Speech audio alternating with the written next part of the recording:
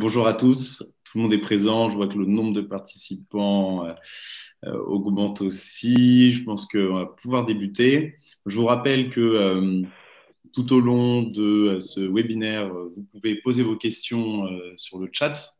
Donc, n'hésitez pas, pendant les interventions de nos participants, n'hésitez pas à poser vos questions.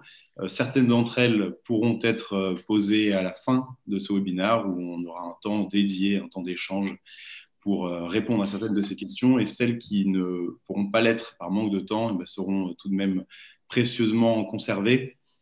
On produira à la fin de ce rendez-vous Océan Climat un policy brief qui aura pour but de reprendre les principales conclusions de nos discussions d'aujourd'hui, mais aussi de tâcher de répondre à l'ensemble des questions qui n'auront pas pu être traitées. Donc, nous pouvons commencer. Donc, je commence par me présenter. Je m'appelle Théophile Bongart. Je travaille à la plateforme Océan Climat depuis plus de 2 ans et je suis responsable du projet Cities.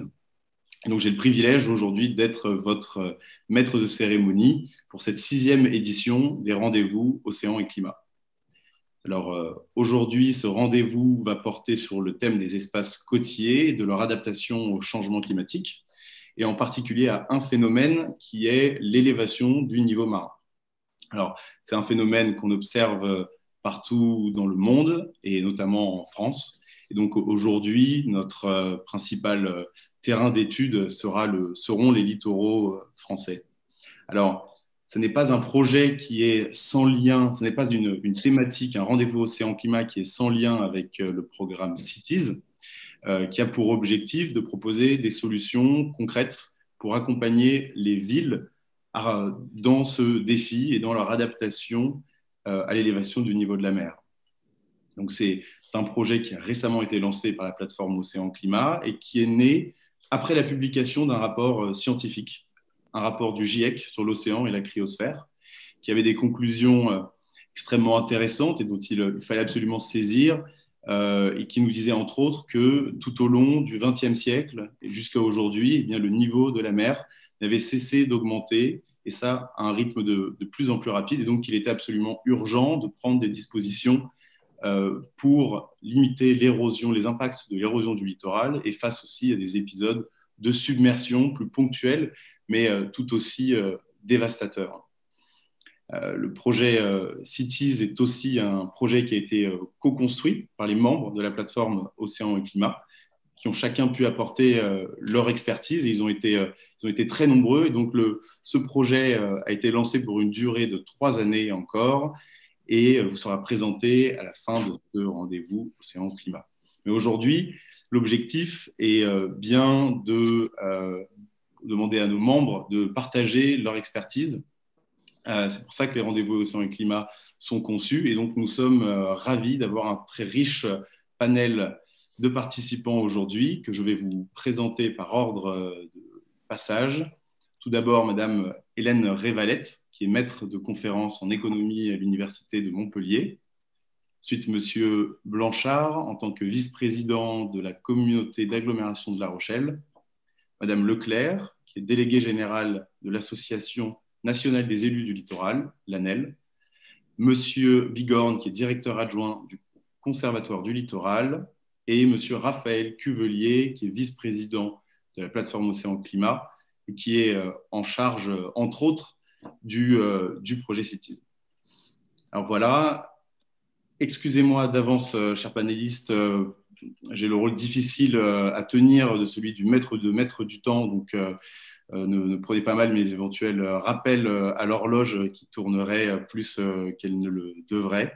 Donc voilà, avant de commencer, de vous laisser la parole, Madame Révalette, je me permets de rappeler quelques chiffres afin de poser le contexte rapidement, de souligner l'importance du phénomène, de l'élévation du niveau de la mer, pour qu'on comprenne ensuite l'ampleur des réponses qui vont devoir y être apportées. Alors, un premier chiffre repère qui est celui du niveau de la mer qui pourrait monter à l'horizon 2100 de plus d'1 mètre si nos émissions de CO2 continuaient à augmenter chaque année comme elles le font.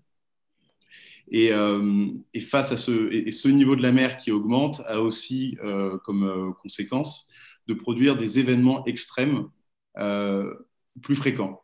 Et donc, le rapport du GIEC nous dit qu'un élément qui se produisait, un événement extrême qui se produisait une fois par siècle, pourrait à la fin de notre siècle se produire une fois par an. C'est considérable, c'est dans un rapport de 1 à 100, et donc on comprend bien que l'élévation du niveau de la mer produit une augmentation de la fréquence des événements extrêmes. Alors, face à cette vague venue de la mer, c'est souvent l'image qui est employée, on a aussi une vague venue de la terre, c'est-à-dire une vague démographique avec une population installée sur les littoraux de plus en plus nombreuse et qui se situe principalement dans des villes. On estime que quasiment demain, en 2025, 70% de la population urbaine vivra sur le littoral. Et donc, on imagine forcément, on projette l'impact, on projette les coûts des dégradations et on estime qu'elle pourrait être de l'ordre de 9% du PIB mondial à la fin de notre siècle. Alors, voilà, on a ici des données qui nous sont données à l'échelle internationale, mais le phénomène, bien sûr, se produit également en France, où on sait que près d'un quart des côtes du littoral français sont aujourd'hui en érosion. Et puis, de grandes disparités à l'intérieur des départements français, où on voit que dans le Pas-de-Calais ou dans le Gard, les côtes sableuses, majoritairement, sont très impactées, avec plus de 70% des côtes en érosion, par exemple, et d'autres, comme ici l'exemple de l'île-et-Vilaine, qui sont heureusement moins concernés par le phénomène. Donc finalement, concrètement, ce que ça veut dire, c'est que cette élévation du niveau de la mer produit un recul du trait de côte. Et donc ici, sur les côtes landaises, Aquitaine, on voit qu'un recul de 2,5 mètres du trait de côte par an se produit. Et événements encore plus extrêmes qui peuvent arriver lors de tempêtes hivernales et d'événements violents qui amènent à la perte de parfois près de 20 mètres de côte en une seule année. Donc c'est considérable, bien sûr, mais face à cela, il y a des réponses, il y a des solutions qui sont aujourd'hui difficiles à mettre en place. Et la difficulté est aussi de penser des réponses qui seront durables. Donc maintenant, je me tourne vers nos intervenants. Madame Révalette, bonjour. Vos problématiques de recherche portent sur la gestion intégrée des territoires littoraux, sur une gestion concertée et sur la mise en place et la mise en œuvre de politiques d'adaptation de ces territoires. Alors, vous êtes également très au fait des réglementations françaises, vous avez participé à l'élaboration de la stratégie nationale du trait de côte et vous êtes encore membre du comité de suivi de cette stratégie. Donc, j'ai cité quelques chiffres, quelques horizons lointains et qui sont, je pense, parfois dénués de sens pour certaines personnes, bien qu'ils nous éclairent, bien qu'ils nous soient utiles quotidiennement. Et donc, je vous laisse nous éclairer sur la perception qu'ont les populations, qu'ont les citoyens, qu'ont les opérateurs économiques de ces risques côtiers auxquels ils sont confrontés quotidiennement. Donc, vous avez la parole, vous pouvez nous projeter votre présentation. Il faut que vous arrêtiez de partager pour que je puisse partager. Voilà. Alors. C'est parfait. Voilà. Alors, donc, merci de m'avoir invité tout d'abord à ce séminaire très intéressant parce que je pense qu'effectivement, nos points de vue vont être très complémentaires. Alors, comme vous le disiez, je travaille depuis 15 ans sur ces questions et j'ai fait notamment beaucoup d'enquêtes de perception de la population, mais aussi j'ai beaucoup travaillé avec les élus sur la façon de mettre en place ces politiques d'adaptation. Alors bon, c'est pas facile en 7 minutes de faire le tour, un petit tour d'horizon des problèmes que l'on peut poser, mais c'est vrai qu'un des problèmes, c'est, je dirais, l'acceptabilité de ces mesures et la façon dont les gens perçoivent le risque. Donc, il y a des facteurs positifs, il y a des facteurs négatifs, et ces facteurs sont liés au rôle de l'information, de la communication, des normes sociales, parce que les gens sont beaucoup dans l'imitation ou dans ce que fait le voisin. Et puis, bien sûr, il y a la prise en compte de leurs perceptions et de leurs expériences passées du risque. Et par rapport à ça, la difficulté, comme vous l'avez montré, c'est qu'on est sur un risque futur, progressif, pour lequel les gens ont un peu de mal à s'imaginer l'avenir, et puis surtout, où ils raisonnent beaucoup par rapport aux tempêtes. alors qu'il y a des submersions qui sont peut-être moins violentes, mais comme elles sont régulières tous les ans, par exemple, ça peut conduire à des problèmes d'assurance et ça peut avoir un impact, je dirais, important. Alors, on a essayé de regarder un petit peu du point de vue de la population et des élus, quels étaient les principaux facteurs que l'on pouvait identifier à travers toutes nos enquêtes. Alors, du point de vue de la population, il y a bien évidemment l'attachement aux biens, alors aux biens à la fois l'habitation, mais aussi aux aménités, aux paysages. Et puis, il y a des biais, j'y reviendrai, à la fois d'optimisme, parce qu'on croit toujours que le risque, il est pour le voisin, et des biais de statu quo, parce que comme justement, c'est un risque de long terme, c'est un peu comme le mistigris, on a tendance à passer le mistigris aux générations futures en disant, on n'a pas assez d'informations, on verra par la suite. Du point de vue des élus, ce n'est pas simple non plus. Il y a effectivement des contestations, notamment des gens qui sont en première ligne et qui sont attachés et qui ne veulent pas partir. Il risque d'y en avoir par la suite des gens du rétro-littoral qui voient arriver des gens et qui ne vont peut-être pas forcément aussi vivre ça de façon positive. Il y a des risques de perte de population s'il y a des transferts et donc de perte, je dirais, de revenus fiscaux, mais surtout, ces questions de, je dirais, un petit peu de sensibilisation. On l'a vu notamment, le GIP Aquitaine a fait beaucoup de travaux là-dessus et les gens progressivement commencent à prendre conscience. Par contre, l'ingénierie pour monter ce type d'opération et les budgets restent un gros blocage possible. Du point de vue des côtés, je dirais plutôt positifs, ce dont on se rend compte, c'est que les gens sont très attachés au caractère juste des modalités, par exemple, d'indemnisation ou de la façon dont ces politiques vont être mises en œuvre. Je pense que c'est très important qu'on tienne compte, par exemple, du fait que les gens souhaitent que les résidents principaux soient mieux indemnisés que les résidents secondaires, que les gens du rétro-littoral qui sont usagers des plages et qui peuvent voir leur plage disparaître parce que ceux qui sont en première ligne veulent rester, soient aussi intégrés dans les concertations.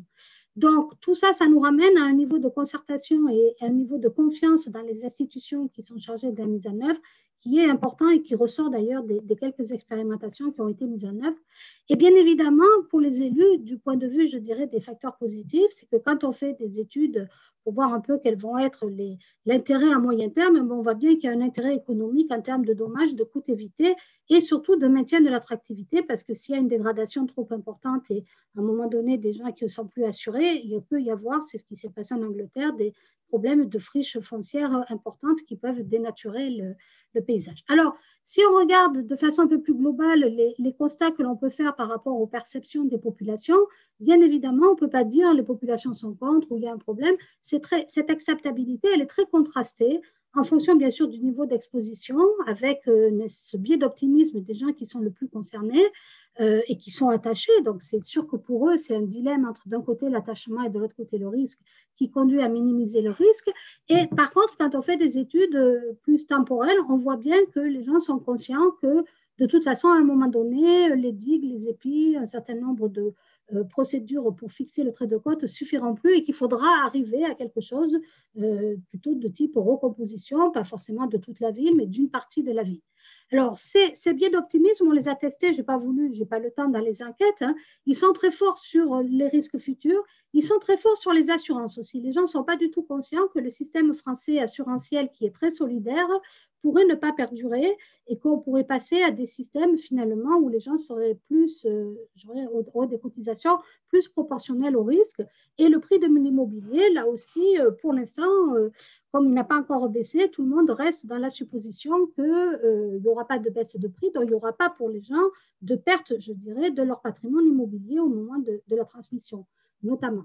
Alors, du point de vue des élus, il y a une volonté très forte chez les élus d'harmoniser érosion et submersion parce que pour l'instant, au niveau de l'État, c'est deux choses qui sont gérées différemment et qui leur paraissent être quelque chose, je dirais, là aussi on parlait des inégalités dans l'acceptabilité.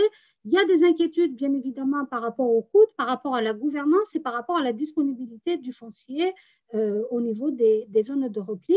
Un biais de statu quo plus fort du point de vue des élus avec cette idée de dire, alors c'est pas forcément de dire on va donner une série aux générations futures, c'est pas comme ça, c'est plutôt l'idée de dire on va attendre d'avoir de meilleures informations pour commencer. Et ça, dans les politiques d'adaptation, on voit bien que plus tôt on commence et moins ça coûte cher et plus on économise. Donc, cette idée de vouloir attendre d'avoir une espèce d'information alors que de toute façon on est dans des zones d'incertitude et on va gérer de l'incertitude, c'est un peu un leurre qui conduit finalement à reporter un peu toujours le moment où on va vraiment changer les façons.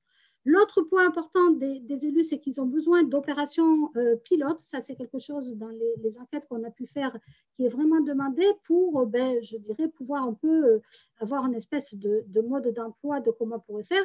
Et bien évidemment, des évolutions juridiques importantes et un besoin de solidarité et de péréquation. Si on regarde un peu la bibliographie, je vais passer très rapidement, il y a une simulation qui a été faite en Floride et qui est intéressante parce qu'elle montre le rôle important des normes sociales, du mimétisme et des expérimentations, avec, à partir d'un moment, quand les gens commencent à partir, là, ça devient, je dirais, un petit peu un phénomène beaucoup plus important. Et cette volonté de déménager, elle progresse, elle progresse dans le temps. Et ce qu'on s'aperçoit, et ça c'est important du point de vue, je dirais, des taxes des communes et donc des capacités de gestion et de pilotage des communes, c'est que c'est les plus riches qui partent en premier. Et donc au niveau des taxes, il y a une espèce de trappe de vulnérabilité qui se crée. Et il y a du coup une stratification sociale qui se fait aux dépens finalement de ces populations. Donc ça c'est important, c'est quelque chose qu'il faut avoir en tête parce que ça veut dire que là aussi, plus on attend, et à un moment donné, ça risque d'aller très vite, les gens vont se mettre à réagir. Et là, ça va se faire au détriment des taxes.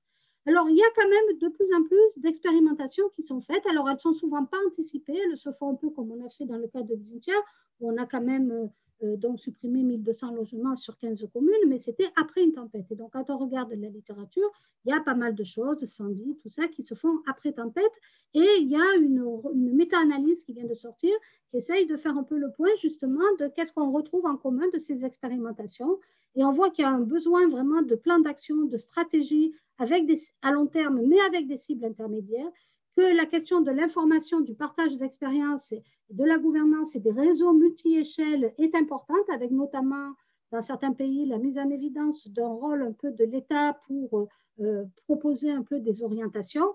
Et puis, il faut une équipe dédiée, donc il faut des compétences, il faut des moyens en personnel qui collaborent avec les ONG et les universitaires, donc pas de cloisonnage. Et les auteurs insistent beaucoup sur le rôle des communautés locales, sur les mécanismes d'apprentissage social, ce qui nous renvoie à la concertation et à la nécessité de vraiment avoir des politiques d'information dans le temps déjà.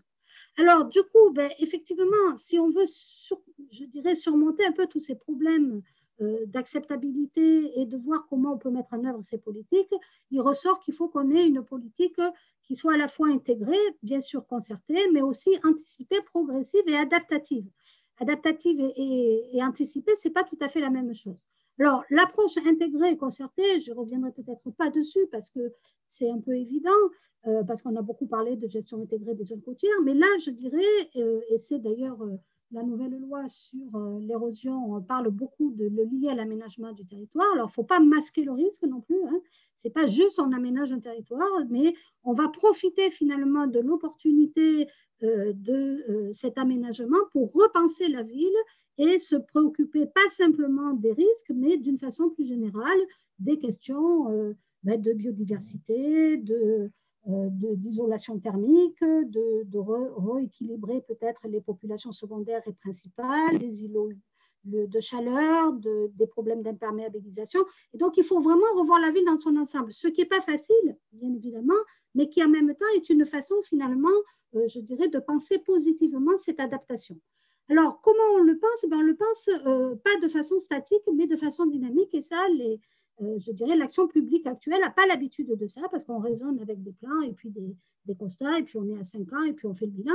Là, il faut qu'on mette en place plutôt des trajectoires de long terme que l'on va mettre en place de façon progressive en tenant compte à la fois de l'évolution, puisqu'on n'aura pas toute l'information dès le départ, mais aussi des effets des mesures passées, ce qui veut dire qu'il faut beaucoup développer les questions de pilotage, donc de capacité à la fois de gouvernance et de pilotage des collectivités territoriales, notamment en lien avec l'évaluation, avec le suivi, avec donc des analyses des effets des politiques. Donc, du coup, ça nous amène ces questions de pilotage et de portage politique comme étant un peu centrales par rapport au fait qu'il y a un besoin important d'adapter l'ingénierie et d'adapter la façon, je dirais, de penser la mise en œuvre des politiques. Et ce n'est pas simple parce qu'on ne l'a jamais fait, c'est un challenge, et ça ne va pas se faire, bien sûr, en passant du noir au blanc d'un coup, mais progressivement, il faut qu'on aille vers une gestion qui soit non seulement anticipée, mais aussi adaptative, d'autant plus qu'on ne peut pas justement tout anticiper. Alors, si on imagine un peu dans le temps, dès maintenant, il nous faut définir des stratégies Il y a des outils qui doivent être mis en place de façon, je dirais, permanente au cours du temps. C'est les observatoires, c'est les outils de pilotage, c'est la culture du risque, de la culture de l'adaptation, donc des questions de sensibilisation, etc. Quand je dis sensibilisation, concertation, association des gens, ce n'est pas juste de temps en temps distribuer un tract, c'est vraiment mobiliser les gens pour qu'ils s'approprient cette question et qu'ils l'intègrent. Après, on a des études préalables et des mesures transitoires, notamment des mesures transitoires de sécurisation des biens en attendant, je dirais, d'avoir des mesures plus structurelles qui sont à mettre en place. Et puis ensuite, une mise en œuvre progressive et intégrée avec des aménagements pour vivre avec le risque dans les zones qui sont moins exposées et au contraire des relocalisations et des aménagements peut-être plus importants comme démolir les rez-de-chaussée, par exemple, ou des choses comme ça, qui peuvent être faites dans les zones plus exposées. Et le petit schéma de dessous, il est pour nous montrer que l'application doit être flexible et combinée, c'est-à-dire qu'il faut, à un moment donné, profiter qu'on a un événement qui apparaît pour changer de trajectoire et s'adapter. C'est-à-dire que, par exemple, s'il y a une tempête importante, on ne va pas reconstruire à l'identique. On va en profiter pour peut-être aller plus loin sur une trajectoire qu'on avait identifiée. De même, le changement des conditions d'assurance ou la baisse des prix immobiliers peut amener là aussi à changer de trajectoire. Donc ça, effectivement, on ne sait pas trop le faire. Et il va falloir apprendre et il va falloir se doter d'outils d'ingénierie pour mettre en place ces politiques.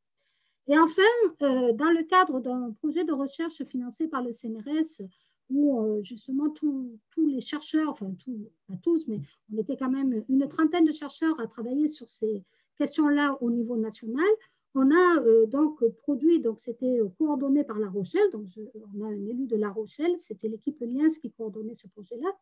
Et donc on a publié un papier dans lequel on a essayé de réfléchir au fait que non seulement il faut être adaptatif dans le temps, mais il va falloir bien évidemment être adaptatif en fonction des contextes. Et on a essayé de voir de ce qu'on va appeler des archétypes. Alors, bien évidemment, hein, c'est forcément réducteur, mais des grands types de territoires pour lesquels, en fait, il n'y aura pas les mêmes capacités de gouvernance, il n'y aura pas les mêmes enjeux, il n'y aura pas les mêmes trajectoires et qui vont donc être amenés à, je dirais, avoir peut-être des scénarios prospectifs et des modalités d'adaptation différentes. Et donc, on en a considéré 6 pour la France métropolitaine. Hein, les systèmes insulaires, là, ce n'était pas les autres, hein, parce que c'est plus compliqué. Donc, on avait des aires urbaines littorales avec des villes très importantes, un littoral plutôt périurbain et touristique, un littoral plutôt station balnéaire, mais avec un village ancien qui est un peu situé en arrière et donc des interactions entre les deux, des petites et moyennes villes rurales à dominante productive, c'est-à-dire où il y a beaucoup de pêche, de conchiculture, qui sont restées quand même très axées autour de la mer, des villes balnéaires renommées qui ont des taxes, qui ont des financements peut-être plus faciles et des systèmes insulaires. On a mis, donc ça c'est les géographes de notre équipe. Hélène, je vous invite à conclure, s'il vous plaît. Oui, mais j'ai fini. On a mis des villes à titre, je dirais, comment dire, d'exemple pour s'approprier un petit peu cette typologie. Mais l'idée, c'était surtout que les gens ne restent pas enfermés, je dirais, dans un système qui serait une espèce de modalité, comment dire, un peu uniforme de l'adaptation. Voilà, j'ai terminé. Bon, merci beaucoup. Merci beaucoup. C'est un éclairage extrêmement, extrêmement intéressant. On comprend bien la difficulté de mettre en place des solutions avec de nombreux biais différents qui concernent la population, qui concernent les élus, et puis le risque, si on ne met pas en place une adaptation concrète, durable, bien pensée dès aujourd'hui, de voir des déséquilibres se créer, des déséquilibres économiques, des déséquilibres sociaux. Et puis, merci aussi de nous avoir déjà proposé des pistes d'adaptation, des stratégies adaptatives. Et donc, j'espère que cela suscitera de nombreuses questions et fait aussi écho à des expériences, des choses mises en place par nos intervenants suivants. Je me tourne vers Monsieur Blanchard, que beaucoup de membres de la plateforme Océan Climat connaissent, puisque nous avions organisé notre séminaire, un séminaire de la plateforme Océan Climat en 2019 à l'hôtel de région de Bordeaux. On avait été magnifiquement reçus puisque tu es vice-président de la région Nouvelle-Aquitaine en charge de l'enseignement supérieur, de la recherche. Tu avais avant une longue carrière de chercheur, mais aujourd'hui, tu interviens en tant que vice-président de la communauté d'agglomération de La Rochelle, en charge du développement durable et d'un projet ambitieux, d'avoir un territoire, le premier territoire français neutre en carbone, c'est le projet La Rochelle, territoire zéro carbone. Alors, La Rochelle, c'est aussi une ville extrêmement intéressante pour nous, pour le projet Cities aussi, puisque c'est un territoire qui a été frappé durement en 2011 par la tempête Xynthia à laquelle Hélène a fait référence, donc qui a laissé des traces dans les mémoires, dans les paysages. Et depuis, beaucoup d'actions ont été mises en œuvre, et notamment un travail de sensibilisation de la population pour justement faire comprendre quels sont les risques, quels sont les enjeux et espérer lever certains biais peut-être qui ont été mentionnés précédemment. Alors Gérard, je te laisse nous en dire davantage. On est curieux de savoir comment La Rochelle s'adapte. Merci, bonjour tout le monde.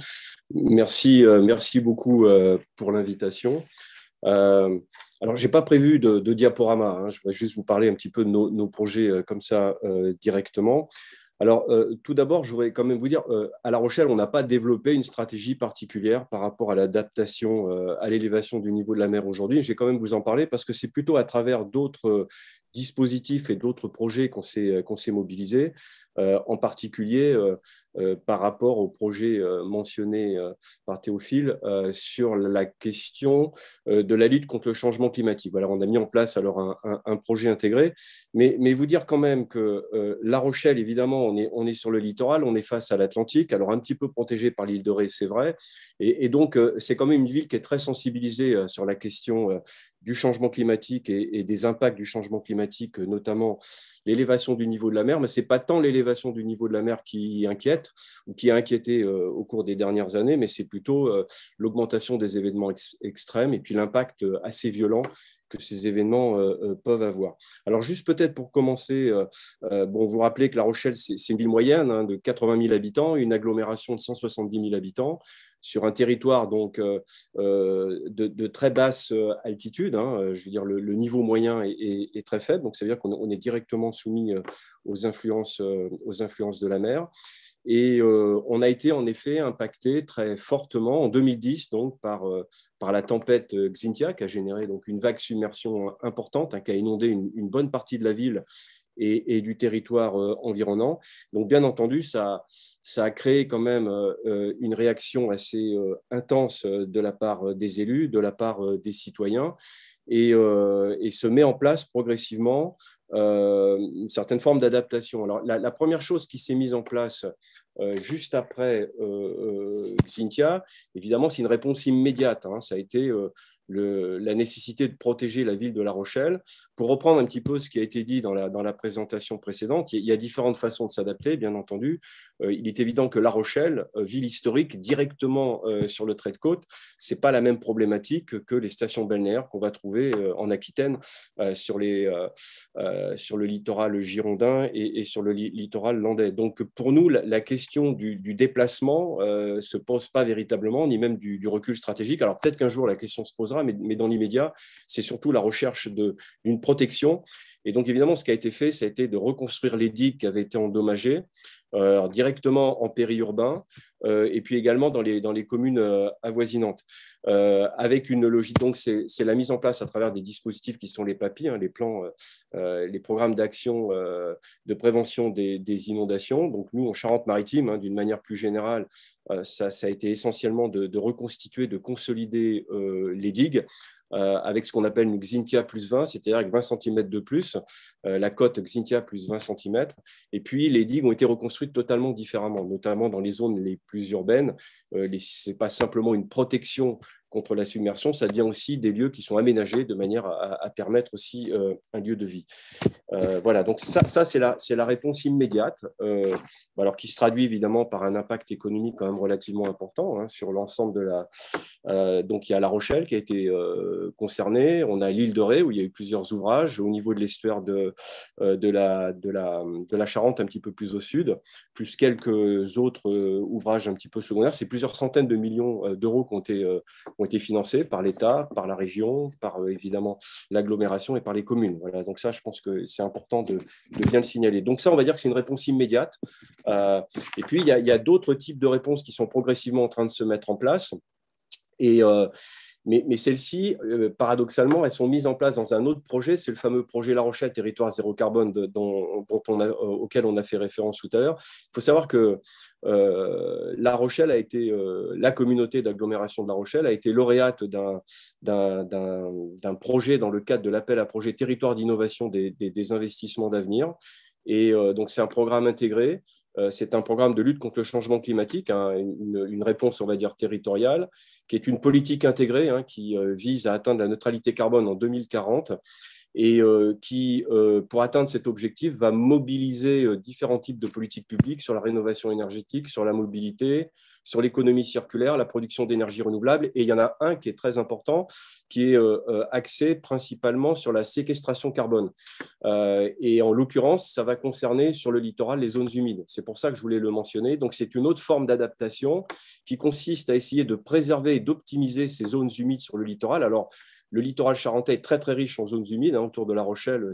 Dès qu'on sort de la ville, on est dans des systèmes de zones humides. Et pour nous, c'est important parce que ça répond à trois grandes fonctions écologiques. La première fonction qui nous intéresse dans La Rochelle, territoire zéro carbone, c'est que ce sont des puits de carbone.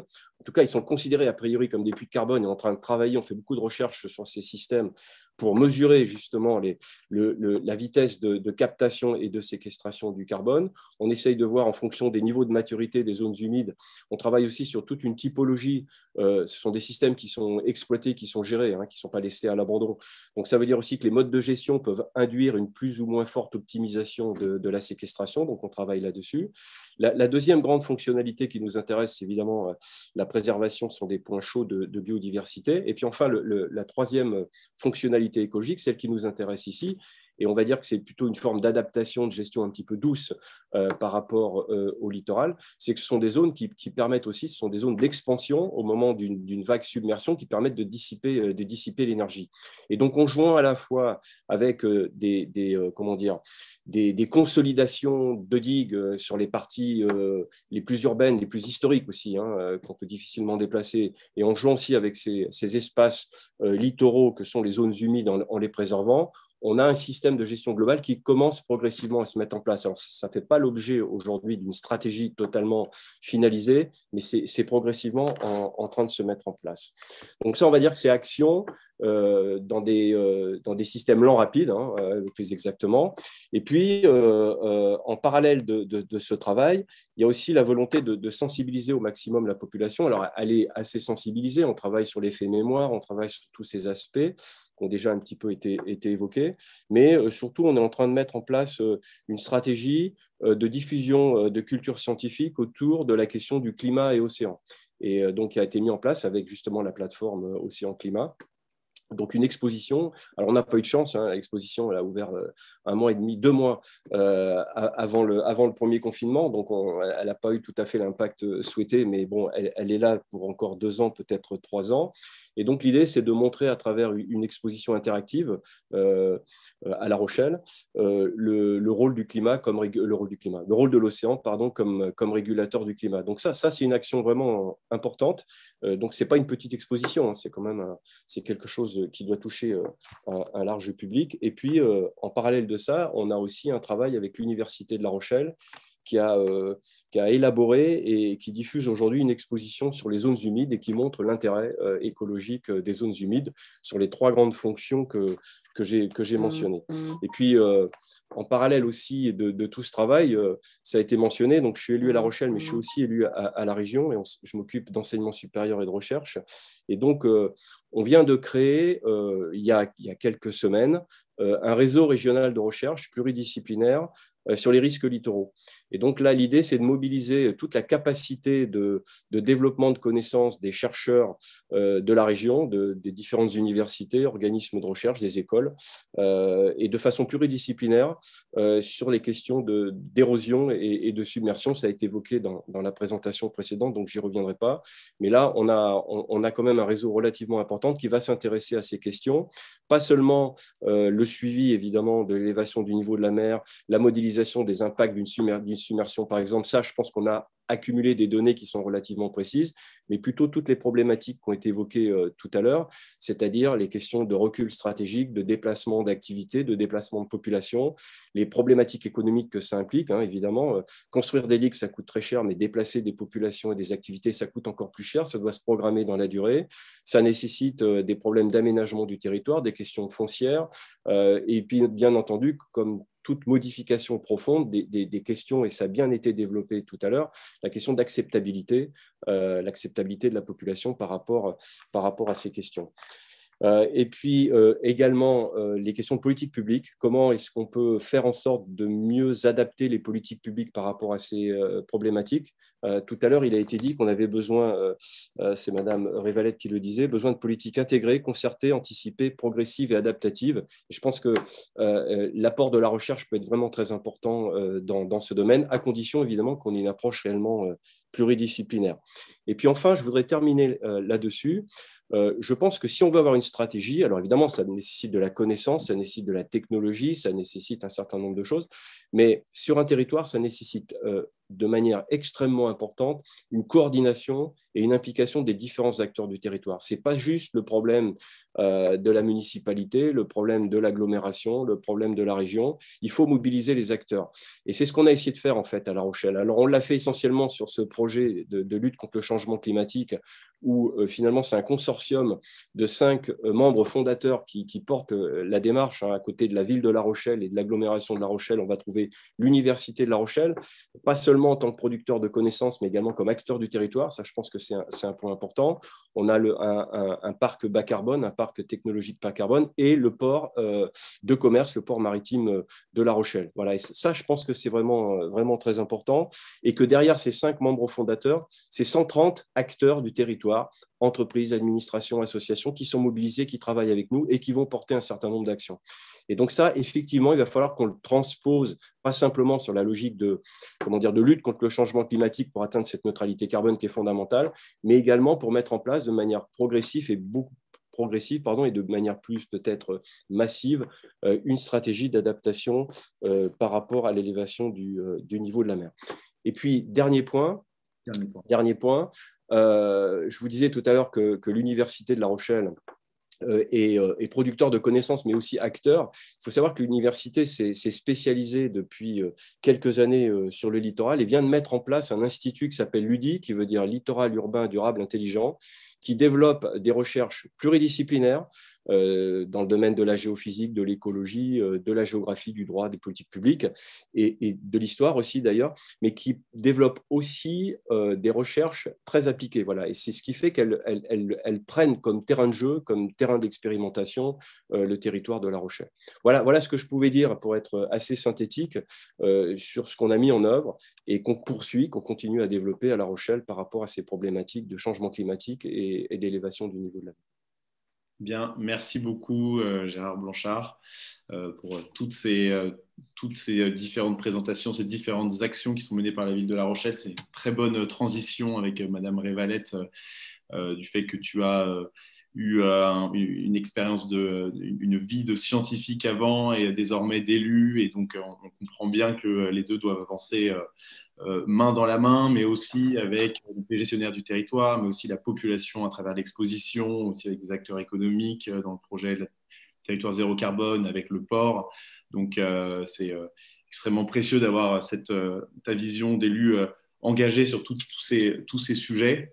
Je pense qu'en Charente-Maritime, certaines communes sont membres de l'ANEL. Et Anne-Sophie Leclerc va représenter aujourd'hui la voix de l'ensemble des communes littorales françaises. Alors, Anne-Sophie, vous avez vous aussi un doctorat en écologie, donc d'abord commencé en tant que scientifique, travaillé dans les services des ministères français, et puis travaillé au sein de différentes collectivités territoriales avant de rejoindre l'ANEL. On peut d'abord, avant tout, peut-être même vous féliciter pour votre récente prise de fonction au sein de l'ANEL en tant que délégué général et vous remercier de nous avoir accordé du temps aussi rapidement pour venir nous parler, participer au rendez-vous Océan Climat. Voilà, on est ravis de vous y accueillir. Alors, En France, on a entre 900 et 1000 communes sur le littoral, je crois. Les élus de l'ANEL se réunissent régulièrement pour échanger sur les enjeux auxquels ils font face. Et la thématique du changement climatique n'est absolument pas nouvelle dans vos débats. Et donc, je vous laisse bien nous présenter les principaux sujets qui animent vos débats sur ces questions et aussi quelles sont les attentes des élus vis-à-vis des politiques publiques qui sont actuellement en discussion. Donc, on aura une intervention très concrète et proche de l'actualité. Merci beaucoup Théophile, bonsoir à tous. Alors effectivement, mon propos s'inscrit parfaitement dans la continuité des deux interventions précédentes, avec à la fois un regard de chercheur, mais un regard d'élu qui vient de nous être exposé. Parce que la première partie de mon propos, c'était effectivement en réponse à la question quelle est la prise de conscience des élus du littoral sur le risque érosion. Je voulais en préalable vous rassurer sur le fait que c'était à la fois une préoccupation forte, mais aussi qui date de nombreuses années, que les élus de l'ANEL se sont saisis de ces questions il y a déjà de nombreuses années. Quand on refait la lecture des motions des journées nationales d'études, on retrouve ce sujet depuis longtemps. Et depuis longtemps, ils appellent à trouver des solutions adaptées. Adaptées, c'était aussi le mot effectivement de notre première intervention. Alors, pourquoi adapter? Adapter, en fait, à la grande diversité des situations qui sont présentes, à la fois en métropole, mais aussi outre-mer, puisque je n'oublie pas nos collègues ultramarins. On a quand même, en termes de niveau d'exposition, des situations qui sont très différentes, des biens concernés qui peuvent être des biens privés ou, le cas échéant, des équipements publics. Donc, on a des situations avec des villes comme La Rochelle, ville historique en bord de mer, ou d'autres situations où sont uniquement la partie station balnéaire en bord de mer. On a aussi une diversité parce que la capacité à trouver d'autres espaces en rétro-littoral est variable. La temporalité du risque est plus ou moins longue. Et puis, le cas échéant, on a des protections qui sont existantes et qui font consolider. Et puis, on a aussi des systèmes d'alerte qui existent ou à mettre en place. Donc, tout ça montre bien qu'il y a quand même une grande diversité des situations, que les élus, grâce à leur ancrage local, ont vraiment parfaitement conscience des situations qui sont déjà subies sur certains territoires, mais aussi des risques d'aggravation. Je pense que c'est vraiment dans l'esprit de tous nos élus au niveau de l'ANEL, ce discours est totalement intégré. Et donc, depuis longtemps, ils élaborent les premières stratégies locales de gestion du trait de côte, et avant même, finalement, la première stratégie nationale qui a été finalisée en 2012, avant même la stratégie nationale, l'élaboration de stratégies locales était engagée, par exemple en Aquitaine, mais pas que. Donc, on voit bien qu'il y a au niveau local une vraie prise de conscience. Les journées nationales d'études en 2015 avaient pour thème les collectivités littorales face au changement climatique. La participation de l'ANEL à différents travaux parlementaires sur le sujet, des propositions de loi, des rapports parlementaires montrent que ce sujet est vraiment dans l'esprit de tous. Et l'ANEL appelle de ses voeux une véritable politique publique de gestion de l'érosion côtière impliquant les différents acteurs, puisqu'effectivement, comme on le disait à l'instant, ce sont tous les acteurs qui doivent main dans la main travailler sur ces sujets. Le Grenelle de la mer, la COP21 ont été des moments d'expression forts. Des études ont été engagées depuis la stratégie nationale élaborée par le ministère de l'écologie. On a quand même nettement amélioré la connaissance. Des expérimentations sur quelques territoires ont été accompagnées sur le plan méthodologique, mais c'est vrai qu'on est beaucoup resté au stade d'études. Et au-delà des phases d'études, maintenant, c'est la mise en œuvre des solutions qui restent confrontées à différentes difficultés, notamment des difficultés financières et juridiques, comme c'était présenté préalablement. Donc, face à ce constat, effectivement, la question qui se pose aujourd'hui, c'est comment le projet de loi changement climatique qui prévoit justement un article relatif à l'érosion côtière va pouvoir se saisir de cette question et comment le législateur va-t-il faire évoluer le cadre dans lequel tout ça se déroule. L'article relatif à l'érosion côtière a fait l'objet de nombreux amendements en fait ces dernières semaines. Le débat en séance publique de l'Assemblée nationale est en cours et donc on ne sait pas encore quelle sera la version définitive du texte qui ressortira de ces débats et on attend ça évidemment avec beaucoup d'impatience pour pouvoir en regarder à la fois les avancées mais aussi les manques encore observés. Alors, je parle des manques puisqu'effectivement, à ce stade, les élus de l'ANEL, tout en reconnaissant certaines avancées, par exemple sur l'information des acquéreurs et locataires sur l'existence du risque d'érosion ou sur la création d'un bail réel immobilier de longue durée. Donc, certes, il y a des avancées, mais il y a aussi des inquiétudes qui s'expriment sur les lacunes du texte dont nous espérons bien qu'elles ne perdureront pas. La première lacune, c'est le financement de cette politique qui n'est pas défini à ce jour.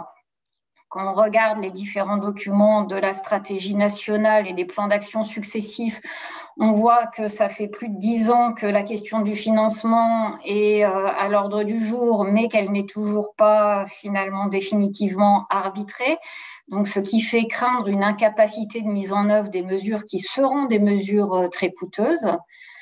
En outre, la vision nous semble très centrée sur la recomposition spatiale, le nouveau nom du repli stratégique, au risque peut-être d'oublier d'autres axes d'intervention possibles en termes d'atténuation, en termes d'adaptation sur les territoires littoraux.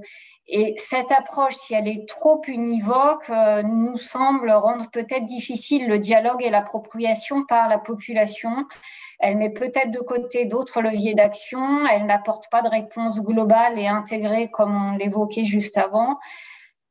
De ce fait, les réponses pourraient être mal perçues par les populations locales puisque les réponses sont en termes de préemption, un décret à venir pour définir une décote automatique de la valeur des biens, des enjeux économiques qui ne sont pas vraiment traités. Et donc, notre crainte, c'est que ces différents points ne soient pas forcément des accélérateurs d'adhésion. Et c'est pourquoi on aimerait encore obtenir des précisions et des avancées sur l'ensemble de ces dispositions. Les élus de l'ANEL avaient exprimé le besoin d'un véritable débat national sur la question de la gestion de l'érosion côtière et finalement regrettent qu'une bonne partie du texte soit renvoyée à des ordonnances parce que ça réduit le débat parlementaire et finalement, on passe peut-être à côté de la prise de conscience de la société sur les enjeux à venir à moyen et long terme. Nous pensons que les élus locaux ont un rôle majeur à jouer dans l'accompagnement de mutations. Ils se sont souvent exprimés en ce sens au sein des instances de l'ANEL. Mais pour cela, il faut qu'on leur permette d'être porteurs de visions stratégiques et de solutions et pas seulement les réduire à un rôle de réglementation et de sanction. Donc, c'est un virage important qui nous paraît devoir être pris. Et à cet égard, je souhaitais effectivement évoquer la démarche CITES portée par la plateforme Océan Climat qui est soutenue par l'ANEL et elle va nous permettre, à travers ce benchmarking de solutions, de montrer qu'il n'y a pas une solution unique, mais autant de solutions que de situations particulières rencontrées dans les villes littorales. Donc, nous espérons vivement que cet inventaire à l'échelle internationale va permettre d'ouvrir la discussion sur la diversité des réponses à court, moyen et long terme, la nécessité de les mixer vraisemblablement selon les situations rencontrées, parce qu'on pense que l'appropriation de ces démarches est indispensable pour pouvoir justifier et opérer les changements nécessaires en accord avec les populations concernées. À titre d'exemple, lors des dernières Journées nationales d'études de l'ANEL en octobre dernier, je voulais mentionner un projet très intéressant qui nous a été présenté par 2 jeunes architectes qui sont venus présenter la démarche qu'ils avaient engagée sur la commune du Prêcheur en Martinique, soutenue par le PUCA et à l'initiative du maire. Ils ont travaillé à un modèle de bourg répondant aux envies et prenant en compte les multiples risques à la fois littoraux et sismiques, puisque l'outre-mer a la particularité souvent de cumuler plusieurs risques.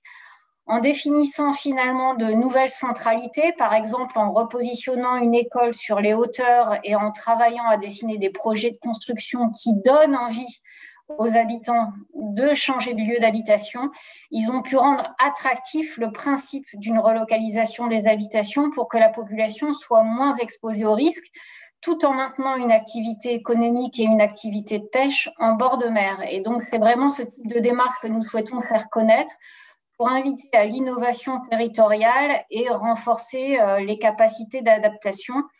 Je vais juste me permettre de citer une des phrases du maire du Prêcheur, cette petite commune de Martinique, qui nous disait: la disparition d'une communauté humaine, aussi petite soit-elle, restera toujours un échec de nos civilisations et une perte pour l'humanité. La question n'est donc pas de savoir si on renforce la route ou si on reconstruit une nouvelle route ailleurs ou plus loin. Il s'agit aujourd'hui de changer de paradigme et de réfléchir à la manière d'habiter sans la route et d'adapter nos modes de vie qui ne sont plus durables. Si on réussit ce pari, la disparition de la route ne sera plus un problème. Donc, je trouvais que cette phrase était intéressante pour montrer effectivement la nécessité de faire adhérer la population à ce changement et pour que les maires puissent opérer ce changement sur leur territoire. Merci beaucoup, un grand merci, et c'est très clair. On comprend bien tous les enjeux de cette loi qui, si elle n'était pas assez ambitieuse, serait une grande déception. Les enjeux de financement, c'est pas la première fois qu'ils sont évoqués aujourd'hui aussi. Donc, on note que le fait que rien ne soit défini est encore un vrai problème et potentiellement la raison de l'incapacité de la mise en œuvre de ces solutions. Et puis aussi le risque de perdre l'adhésion de la population, ce qui me semble extrêmement important, et donc il faut que communiquer de la façon la plus juste possible c'est un challenge, mais il faut que ce soit une priorité. Donc, merci beaucoup pour cette intervention.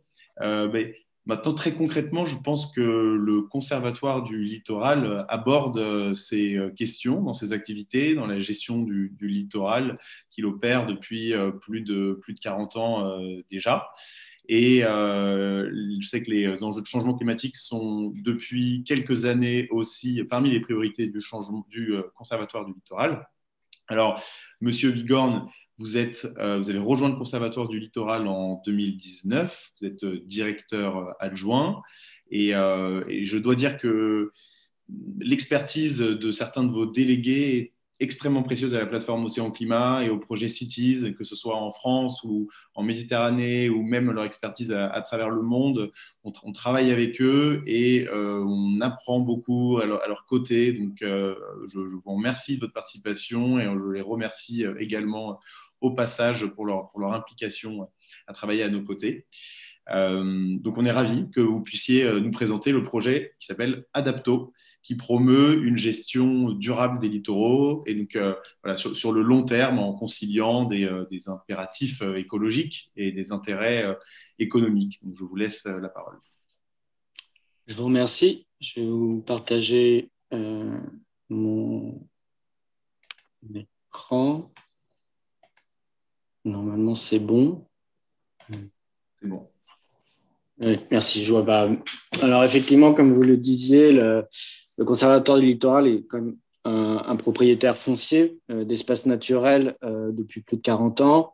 Et la question du changement climatique, à la fois sous l'aspect lutte, mais aussi sous l'aspect adaptation, a très tôt mobilisé le Conservatoire.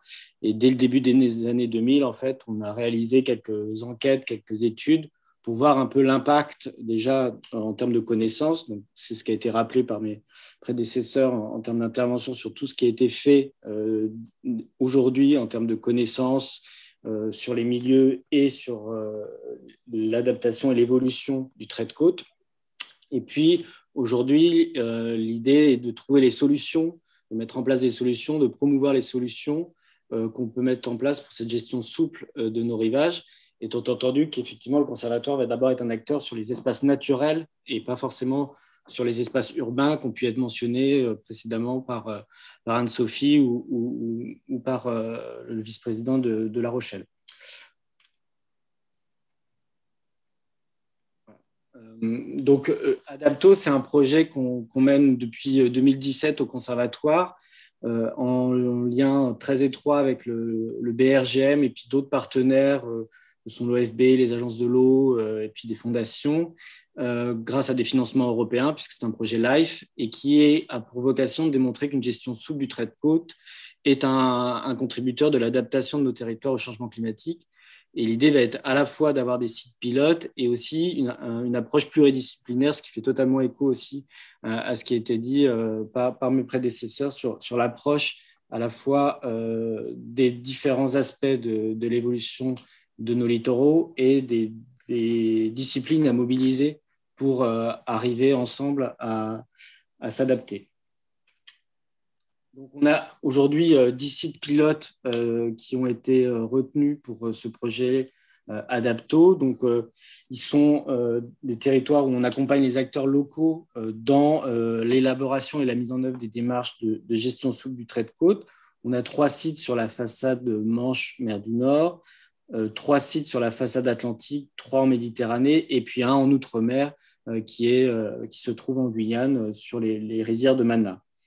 Les sites ont été choisis à la fois pour leur représentativité en termes de faciès côtier, avoir des sites avec des littoraux différents en termes de rivage, et puis aussi en termes de maturité dans la mise en œuvre des démarches de gestion souple, c'est-à-dire à la fois avoir des sites qui sont très en amont, et alors les questions vont porter davantage sur le partage de connaissances, sur la connaissance elle-même, et la recherche d'outils d'aide à la décision pour tous les acteurs locaux. Et puis des sites qui vont être plus avancés. Et là, on va davantage être sur la mise en œuvre de solutions fondées sur la nature, du suivi, et puis si possible, d'ores et déjà sur la capitalisation, qui est aussi un élément important pour pouvoir partager les résultats du projet.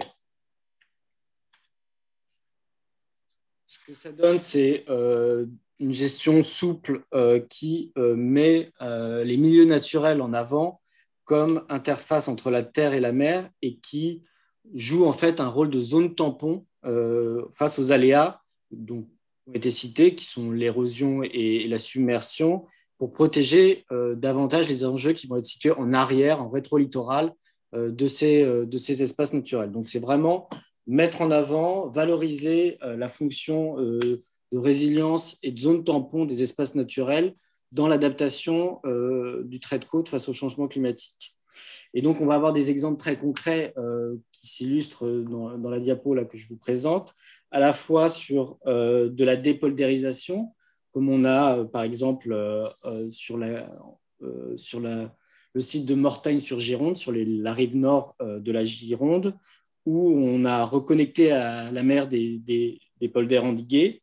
Et la mise en place de dynamiques de sédimentation, en fait, a permis, par une recolonisation et de la végétation des présalés, de revenir par sédimentation au niveau perdu après l'ouverture de la brèche et la dépoldérisation. C'est-à-dire que la sédimentation a permis de regagner finalement le niveau perdu en premier lieu du fait de la dépoldérisation. Ce phénomène-là, on le constate aussi sur l'île Nouvelle. On va le constater aussi en baie de Lancieux, qui est en Bretagne, là, qu'on retrouve au centre de la diapositive. On va aussi mettre en place des sujets sur les mobilités des systèmes dunaires. Donc ça, c'est plutôt les 2 sites qu'on vous présente en bas de diapositive, à la fois sur le Petit Travers qu'on retrouve dans l'Hérault et sur les Vieux Salindières dans le Var. Et là, l'idée, c'est d'avoir suffisamment d'espace pour que les dunes puissent rouler sur elles-mêmes et continuer à jouer leur rôle de barrière naturelle. Et donc, dans les 2 cas, on va avoir des phénomènes, on va avoir mis en place des constructions ou des reports. Donc, le premier, c'est un report de la route départementale sur le site du Petit Travers, qu'on voyait bien à gauche et qui a été reporté en rétro-littoral sur l'image de droite.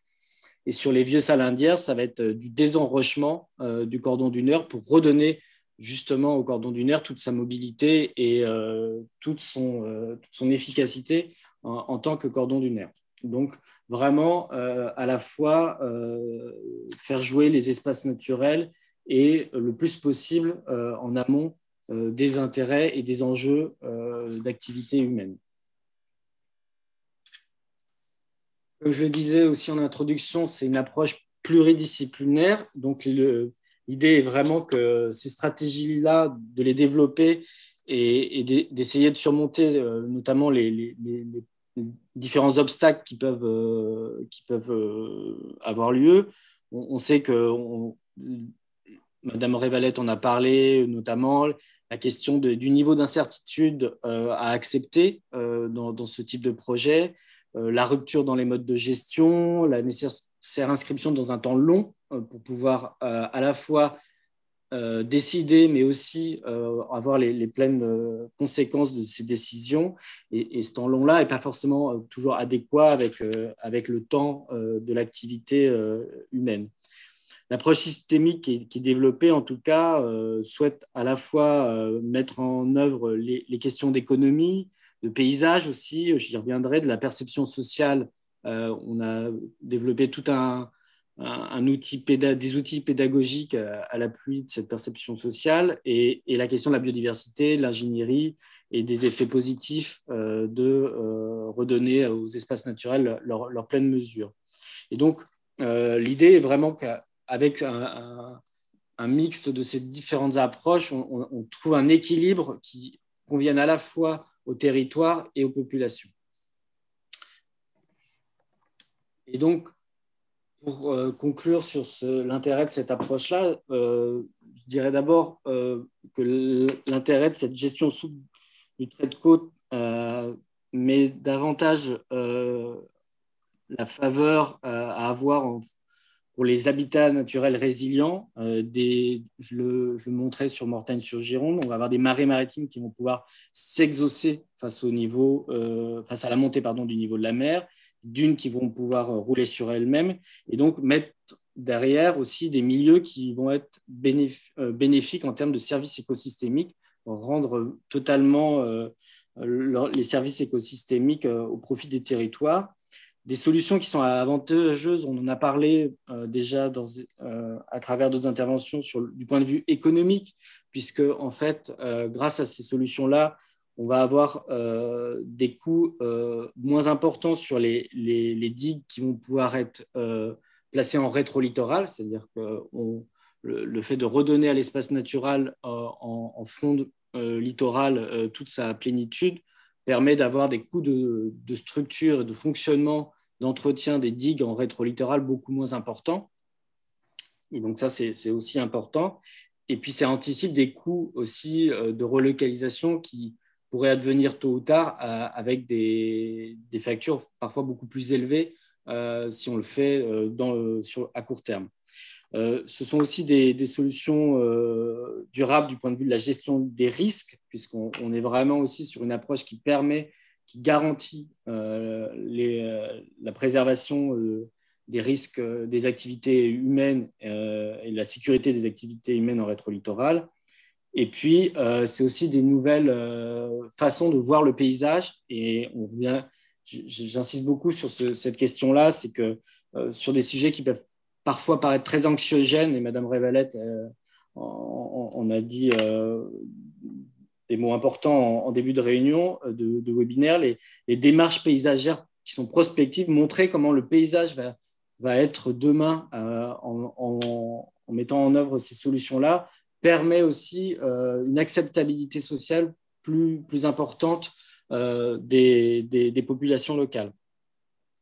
Et donc tout ça, c'est aussi pour dire que c'est important d'avoir tous les acteurs et les citoyens le plus en amont des phases de ces projets-là. C'est-à-dire que c'est le temps long aussi, y compris dans la concertation, qui va permettre d'améliorer et d'avoir la meilleure acceptabilité sociale, la meilleure perception sociale sur ces sujets-là. Il faut au maximum pouvoir anticiper. Effectivement, les phénomènes climatiques violents peuvent être des accélérateurs de décision, mais souvent contraints en termes temporels, alors que sur des sujets comme l'érosion ou la submersion marine, où on dispose encore pour certains territoires de décennies avant que les aléas les plus importants surviennent, on peut d'ores et déjà aujourd'hui anticiper au maximum dans le temps long la pédagogie à avoir auprès des populations locales. Donc voilà, travailler sur ces sujets-là, c'est travailler aux bonnes échelles, à la fois temporelle, la vision du long terme, je viens d'insister, c'est très important, et spatiale aussi, c'est-à-dire que ces territoires-là ne peuvent se concevoir dans l'adaptation que sur un projet de territoire à bonne dimension, et pas forcément sur le seul sujet d'érosion d'une commune localement, et d'essayer d'avoir vraiment une vision large de la stratégie pour à la fois aussi mettre en œuvre les questions d'espace naturel comme résilient, mais aussi se poser la question de la recomposition spatiale, puisque, comme Madame Leclerc en parlait, la recomposition spatiale, c'est aussi des projets de territoire qui peuvent dépasser le seul spectre d'une commune ou d'un EPCI. Donc voilà, vraiment aussi un spectre assez large à avoir sur le spatial. Voilà ce que je voulais dire rapidement sur le projet Adapto qui est mis en œuvre par le conservatoire. Très bien, merci beaucoup et bravo pour cette belle initiative, ce beau projet. Je pense qu'il y a énormément de conclusions qui sont très riches, qui vont pouvoir nourrir les discussions comme celle-ci qu'on a aujourd'hui, mais aussi pouvoir faire bouger les choses concrètement pour une adaptation plus souple et à l'échelle la plus pertinente, que ce soit de temps ou d'espace, comme vous le rappeliez. Et donc, je pense que c'est aussi de ce genre d'exemples concrets sur ces sites expérimentaux dont on a besoin en France et dans le monde pour s'inspirer. Et c'est de ce genre d'exemple que le projet Cities a besoin d'identifier. Ce genre d'initiative, mais aussi donc, ces conclusions scientifiques comme on a eu aujourd'hui, les retours d'expérience de la part d'élus, d'associations. Je crois que c'est tout ça, toutes vos interventions qui vont faire la richesse du projet Cities. Donc, moi, j'ai quotidiennement l'immense privilège de travailler avec Raphaël Cuvelier, qui, je pense, est connu de tous les membres de la plateforme Océan Climat, qui travaillait avec beaucoup d'entre eux dans le pilotage de notre plaidoyer que nous avons en commun. Donc, Raphaël, tu travaillais jusqu'à il y a peu avec la Fondation du Prince Albert II de Monaco en tant que directeur des programmes. Tu as une grande expérience dans la gestion, la construction des programmes, leur suivi, leur évaluation. Et donc, aujourd'hui, je te laisse présenter le projet Cities.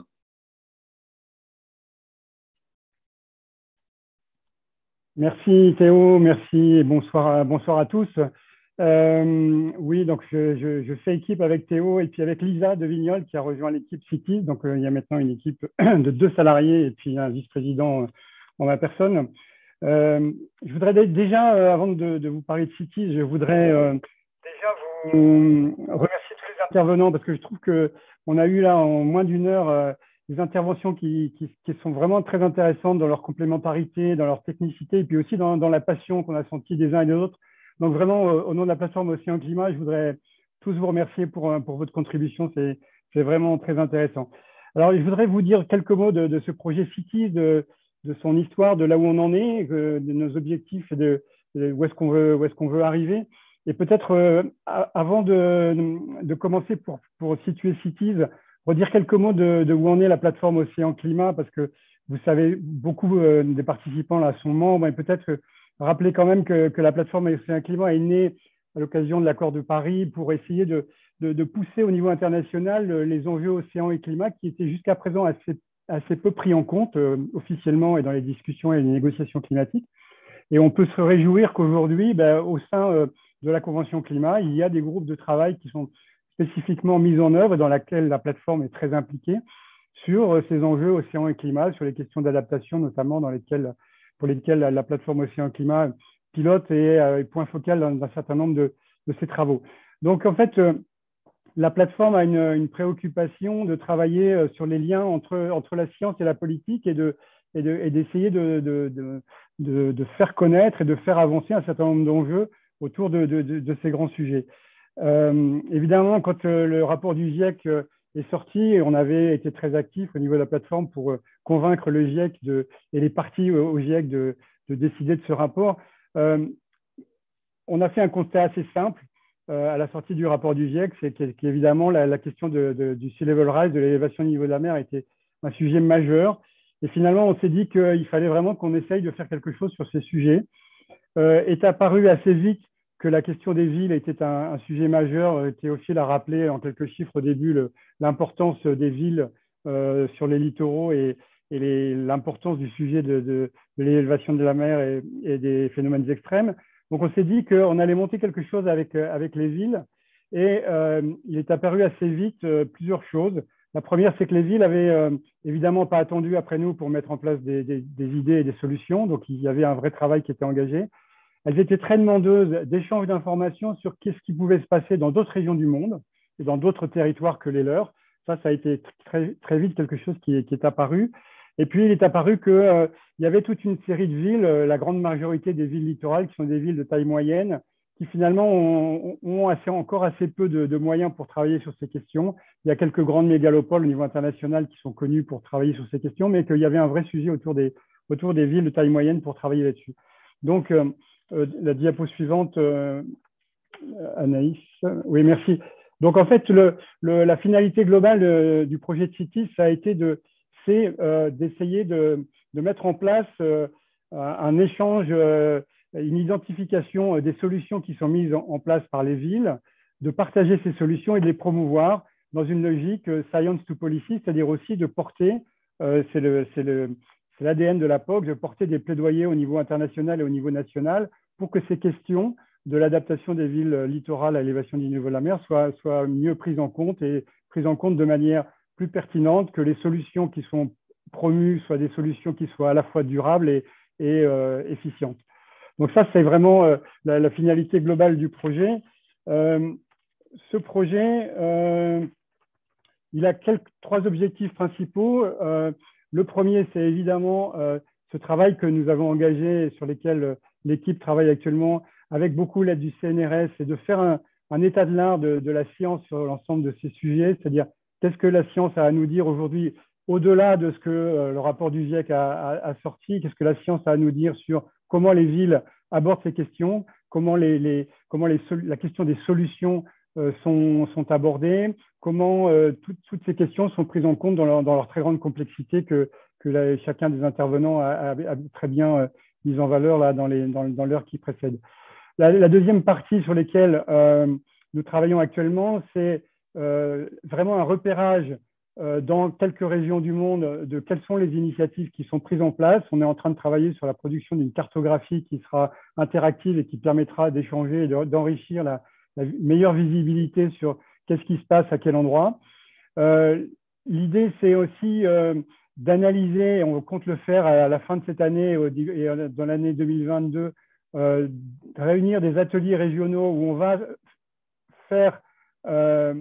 on va analyser avec les acteurs, avec les parties prenantes, quelles sont les meilleures pratiques, quels sont les retours d'expérience de toutes ces solutions qui sont mises en œuvre et comment toutes ces questions s'articulent entre elles. Donc, on va organiser ces ateliers dans différentes régions du monde pour travailler sur ces sujets. Et puis enfin, en parallèle, parce qu'on va commencer dès la COP, si elle a lieu, la COP à Glasgow, on va commencer déjà à produire un certain nombre d'éléments de plaidoyer politique sur ces questions pour avancer conjointement sur l'approfondissement des sujets et en même temps la prise en compte dans les politiques publiques. Les points suivants. Alors, avec qui on travaille, on a un certain nombre de partenaires. Ils sont présentés là de manière non exhaustive. En fait, on a des partenaires évidemment français, notamment dans le domaine de la recherche, avec le CNRS et les différentes unités, entités du CNRS. On travaille avec l'IRD. On travaille aussi avec des collectivités, notamment la ville de La Rochelle qui nous a accueillis il y a 1 an pour organiser les rencontres de la plateforme Océan Climat. On travaille avec des partenaires internationaux comme le Global Island Partnership dans le Pacifique, qui est un des partenaires d'ailleurs du Conservatoire du littoral, avec qui nous travaillons aussi de manière importante, avec évidemment l'ANEL qui nous a présenté ses travaux. Voilà. Et puis on a un certain nombre de soutiens financiers de Monaco et de la Fondation de France, qui a un programme littoral et qui travaille beaucoup sur ces questions, et puis de la Fondation Veolia, qui est extrêmement intéressée, notamment sur ces questions sur la région africaine. Diapositive suivante. Alors, dans quelle région on travaille? On investigue 5 régions principales. Une région, l'Europe, qui va progressivement se scinder, je vais en dire, en 2 parties. Une partie qui va être sur la partie atlantique et mer du Nord, on va dire, et puis une région qui est en train de se développer pour nous, qui va être la Méditerranée. Je vais demain à Barcelone, la ville de Barcelone, je vais savoir qu'elle était très intéressée pour travailler avec nous sur le programme Cities. Il y a évidemment une région importante sur toute la côte ouest africaine. Et puis enfin, en Amérique du Nord, sur la côte ouest, où là aussi on travaille avec un certain nombre de villes comme Santa Cruz et toute une série d'institutions scientifiques implantées là-bas et qui sont très actives sur ces sujets. Et puis enfin, la dernière région dans le Pacifique Sud, où on travaille avec différents partenaires, dont le GLISPA, avec qui le Conservatoire du littoral travaille également. Slide suivant, on avait sollicité l'ensemble des membres avec qui on avait déjà à La Rochelle travaillé sur ce programme Cities, et on vous a sollicité tous les membres de la plateforme pour commencer à travers un appel à la contribution, à affiner l'identification de l'ensemble des initiatives qui sont prises à droite à gauche. On a eu à ce jour plus de 90 réponses qui vont nous permettre d'approfondir encore la connaissance de ce qui se passe dans les différentes régions en préambule à ces ateliers que nous allons organiser à la suite pour travailler de manière plus précise sur les retours d'expérience sur ces solutions. Alors les solutions, en quelques mots, et je terminerai peut-être par ça, mais ça va rappeler des choses qui ont été évoquées bien plus en détail par les présentations précédentes. Vous avez là la typologie des solutions telle qu'elle a été formulée par le GIEC dans son rapport sur l'océan. Je ne vous apprends rien, il y a vraiment différentes natures de solutions, les solutions de protection, comme il a été évoqué pour La Rochelle, et puis aussi des solutions de relocalisation, la question des solutions basées sur la nature. Bon, il y a un ensemble de solutions. Ce qui est important et sur lesquelles il faut qu'on soit très clair, c'est que dans le projet Cities, que notre parti pris, et il a été confirmé par l'ensemble des interventions, c'est qu'il n'y a pas une solution, il y a des solutions qui sont multiples, il y a des solutions qui sont très diverses et qui, au niveau d'un territoire, doivent être combinées, doivent être mixées, et que tout ça dans une approche qui est vraiment systémique entre la ville et son territoire. Parce qu'en fait, quand on parle des villes, ce qui est très important, et l'exemple de La Rochelle l'a très bien montré, c'est que c'est la ville et son territoire naturel autour. Et l'ensemble des solutions doivent être conçues et approchées globalement à cette échelle-là. Alors, il y a les solutions qui sont présentées là par le GIEC, qui sont, on va dire, les solutions techniques, mais la diapositive suivante, ça va être pour nous, il est clair que dans le panorama des solutions qu'on veut identifier, qu'on veut mettre en avant, c'est toutes les solutions qui ont été largement évoquées, les dimensions qu'on pourrait appeler socio-économiques et culturelles, l'aspect de l'information, de la sensibilisation des populations. On s'intéresse très concrètement à quel genre de solutions, c'est-à-dire comment les collectivités, comment les acteurs abordent ces questions. On a eu, par exemple, aux Journées de la NEL, on a eu des présentations très intéressantes d'outils vidéo qui sont présentés dans certaines communes pour sensibiliser la population. Il y a toute une série d'innovations dans ce domaine qui font partie pour nous des solutions qu'on veut mettre en avant, parce que cette question de l'information, de la sensibilisation des populations, vous l'avez tous évoqué, est cruciale. Et bien au-delà de ces questions, le vrai sujet sur lequel on veut aussi travailler, c'est qu'en fait, le vrai défi, c'est de construire avec l'ensemble des parties prenantes. C'est-à-dire qu'il ne s'agit pas uniquement d'un côté qu'il y aurait des sachants et des décideurs qui diraient qu'il faut sensibiliser la population. Il faut vraiment que les solutions soient co-construites avec les citoyens, avec les chercheurs, avec les acteurs socio-économiques, les ONG et les politiques, et que les scénarios et les solutions du futur soient construites avec l'ensemble de tous ces acteurs. Donc, c'est sur les modalités de co-construction auxquelles on va s'intéresser. C'est vraiment ces sujets-là qui nous intéressent. Et pour nous, ça fait partie de ce vaste sujet des solutions mises en œuvre par les villes et par leur territoire. Donc voilà très rapidement le projet. On est vraiment au milieu du gué. On termine la première année de ce projet. On va sortir, on l'espère, d'ici l'automne, un premier état de l'art au niveau scientifique, une cartographie, et puis ensuite engager ce travail plus approfondi d'analyse des solutions et de plaidoyer en parallèle. Voilà rapidement, et je vous remercie. Merci beaucoup Raphaël. Bon, on dépasse le temps, c'est ma faute en partie, je vous avais prévenu, je vous ai laissé glisser. Et bon, je pense que si on ouvre des questions, on n'aura pas forcément le temps de tous y répondre. Il y a eu beaucoup d'animations sur le chat. Donc nous, on va prendre soin de noter tous les échanges qui ont lieu sur le chat. Je propose à chacun des intervenants, s'ils le souhaitent, de nous faire un dernier commentaire, notamment ceux qui sont intervenus au tout début et donc qui ont peut-être envie de rebondir sur les choses qui ont été dites ensuite. Et moi, pour ma part, je note une chose très importante qui est que je rebondis sur un dernier commentaire qu'on a eu dans la conversation sur la notion de ville qui est portée dans Cities, qui peut effectivement parfois faire peur. Et il est bien important, et il faut être clair sur le fait qu'on ne souhaite aucunement scinder et opposer les espaces ruraux aux espaces urbains, et que l'approche qu'on devra avoir devra se faire à l'échelle du territoire dans toute sa complexité. C'était aussi un message qui avait été souligné par l'ensemble d'entre vous. Donc voilà, écoutez, je vous invite à faire un dernier commentaire si vous le souhaitez. Anne-Sophie Leclerc. Oui, je veux bien commencer parce que comme ça, je poserai aussi une question à Hélène en même temps. Alors, moi, peut-être, effectivement, le message essentiel, ça serait vraiment d'insister sur la nécessité de donner aux élus les moyens de prendre ce virage qui est essentiel face au changement climatique. Franchement, ils en ont l'envie, mais ils n'en ont pas les moyens. Donc, si on veut vraiment avoir cet accompagnement, cette co-construction avec les populations concernées, il faut accepter de donner les moyens aux élus de faire ce travail. Et la question que je voulais poser à Hélène, c'est qu'en fait, j'ai été frappée dans son intervention. Elle évoquait un moment l'articulation entre la submersion et l'érosion côtière et la nécessité d'aborder les deux questions en même temps.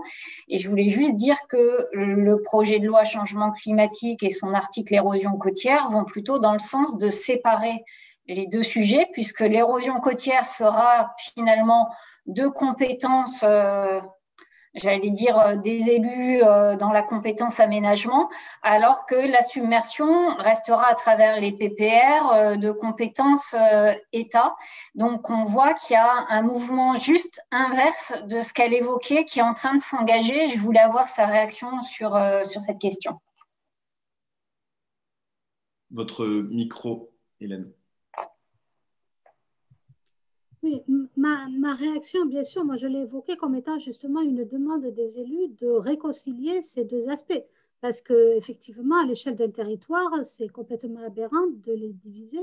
Et donc là, on s'est beaucoup fait entendre les élus, le GIP, les scientifiques là-dessus. Donc la position de l'État, pour moi, elle reste assez incompréhensible. Hein.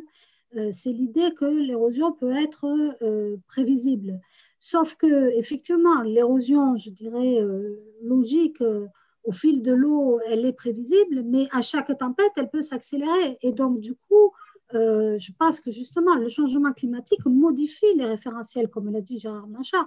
Et du coup, on reste sur une vision, mais qui est aussi une vision qui est liée au fait qu'il y a deux directions au ministère, enfin, il y a deux façons, je pense, je ne sais pas trop d'où ça vient. Moi, je ne suis pas politologue pour étudier, mais c'est vrai que c'est un peu perçu par les gens comme une aberration et surtout comme une complexification de gestion. Donc là, quand on dit on va pouvoir faire de l'adaptation, on va pouvoir, dans le projet de loi, il parle qu'il y aura peut-être une vision différente pour les communes qui sont exposées à moins de 30 ans, à plus de 30 ans, pour donner une marge de manœuvre. Bon, ben, tant mieux. Sauf que moi, j'en ai discuté avec une des DTM qui m'a dit « Ah oui, mais s'il y a un PPR de submersion, c'est même plus la peine d'en parler. » Donc, d'un côté, on nous propose des éléments de souplesse, et de l'autre côté, on nous dit « Ah non, mais ça, c'est pour certains. » Et on attend avec impatience la liste des communes qui n'est toujours pas connue pour savoir qui sont les certains qui pourront bénéficier et pourquoi les autres non. Donc ça, moi, j'ai beaucoup insisté sur le fait qu'au sein de la population, il y a un besoin de justice, de compréhension déjà, de la logique et de justice et d'égalité de traitement. Et ça en est une. Une autre qui est très importante, moi, je trouve, c'est que dans les concertations, on fait toujours des concertations avec les communes littorales et en particulier les gens qui sont très présents, c'est effectivement ceux qui sont en première ligne qui vont être délocalisés et qui rouspètent. Et les gens qui sont dans le rétro-littoral, qui, dans certaines communes, sont des communes où il y a des gens pour qui les vacances à la mer, c'est les vacances. La plage, moi je vois à Montpellier, dans certains quartiers, les plages, c'est la possibilité de prendre des vacances. Ces gens-là, ils ont une autre vision, mais on ne les consulte jamais. Donc, il y a vraiment... et là, on voit, nous, on a un atelier aussi sur Frontignan, où on a des maires du rétro-littoral qui disent « Ah oui, mais nous, on était une commune viticole. Ah oui, non, mais on n'avait pas vraiment prévu d'absorber toute cette population si tout à coup… » Donc, pour moi, il y a vraiment une solidarité, une complexité rétro-littorale, littorale en termes de justice aussi, d'égalité de traitement et de voix dans les instances, qui est aussi pas très bien… Donc, il y a pas mal de soucis et d'améliorations à avoir. Et puis, bon, mais la vision du ministère, oui, ça reste un problème. Ça n'a pas de sens scientifiquement. C'est peut-être pour des problèmes de budget, moi je ne sais pas. Je ne suis pas dans le sein des saints pour savoir pourquoi. Ça a été dit à un moment donné, que ça coûterait trop cher. Merci Hélène. Est-ce que Gérard, tu souhaites dire un mot ? Oui, je veux bien. D'abord, je voudrais tout à fait m'associer à ce qui vient d'être dit, entièrement d'accord. Ça n'a vraiment pas de sens de séparer les interventions sur la logique des submersions et d'érosion. D'un point de vue scientifique, c'est totalement lié, et d'un point de vue politique publique, ça l'est également. Donc, c'est plus un problème de répartition de compétences qui crée des cloisonnements et des incompréhensions. Je suis entièrement d'accord avec ce qu'il vient de dire. Je voulais juste revenir sur le point global qui a été évoqué d'ailleurs là, à l'instant, sur la question des échelles d'intervention. Je pense que c'est assez fondamental, échelle géographique et donc évidemment politique publique aussi. On a bien intégré, je pense, depuis quelque temps, la cohérence sur un ensemble littoral. Tout à l'heure, a été fait référence à l'action des élus en Aquitaine, et je pense en particulier à l'existence du GIP, du groupement d'intérêt public Aquitaine, qui rassemble les communes, les EPCI, les 3 départements et la région, pour avoir une cohérence d'action, justement, pour que les efforts des uns ne pénalisent pas ceux qui sont en aval dans leur action. Ça, je pense que c'est important. Et ce que vient de souligner Hélène est fondamental. Il faut regarder aussi maintenant la solidarité, finalement, littoral, rétro-littoral, parce que c'est dans ces termes que ça va se poser, parce que c'est bien de repositionner des activités, mais il va falloir à un moment donné demander l'avis de ceux qui vont les recevoir. Donc ça, je pense que c'est un point important. Et puis, autre point, si on prend un autre exemple sur les zones humides que je mentionnais tout à l'heure et qui est tout à fait en lien avec ce que disait le Conservatoire du littoral, évidemment, les échelles sont encore plus importantes, puisque là, si je prends par exemple nous les zones humides à La Rochelle, il faut carrément vraiment travailler entre la baie de l'Aiguillon, le nord de La Rochelle, entre les Pertuis charentais, pour faire simple, et puis l'estuaire de la Gironde. Donc, on est plus dans une logique écosystémique là aussi, et même carrément socio-écosystémique.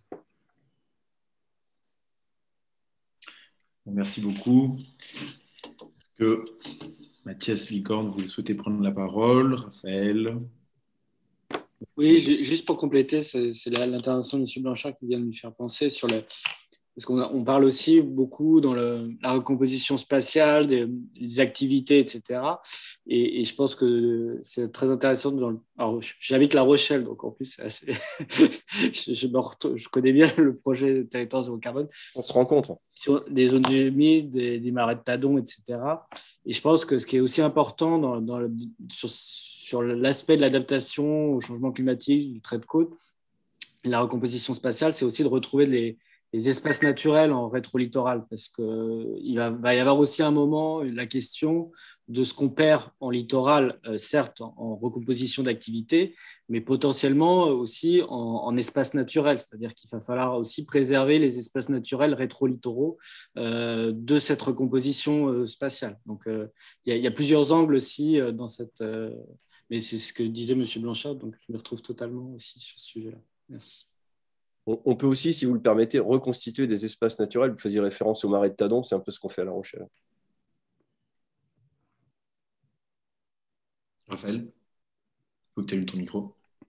Oui, juste un mot, et je pense que c'est une piste à creuser. Je trouve que l'expérience de La Rochelle qui cherche à décloisonner les approches atténuation et carbone et les approches adaptation sont extrêmement intéressantes à creuser, je trouve, au niveau des communes, parce que je pense que ça fait du sens globalement pour les citoyens et la population. Donc, je trouve que c'est quelque chose qui, en tout cas pour nous dans CITES, doit être un axe de recherche pour voir comment dans d'autres endroits ces questions sont aussi abordées.